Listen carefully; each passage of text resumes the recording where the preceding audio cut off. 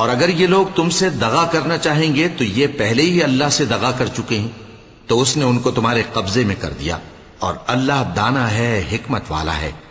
جو لوگ ایمان لائے اور جنہوں نے ہجرت کی اور اللہ کی راہ میں اپنے مال اور جان سے لڑے، وہ اور جنہوں نے ہجرت کرنے والوں کو جگہ دی اور ان کی مدد کی، وہ آپس میں ایک دوسرے کے رفیق ہیں۔ اور جو لوگ ایمان تو لے آئے لیکن ہجرت نہیں کی، تو جب تک وہ ہجرت نہ کریں تم کو ان کی رفاقت سے کچھ سروکار نہیں۔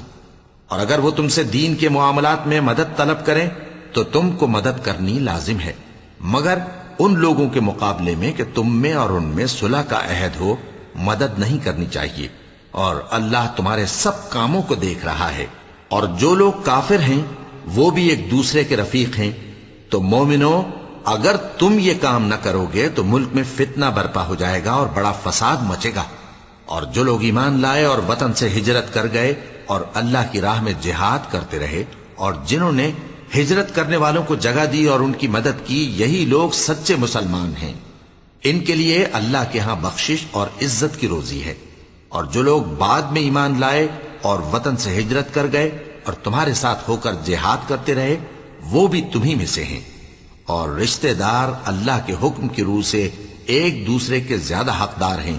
کچھ شک نہیں کہ اللہ ہر چیز سے واقف ہے۔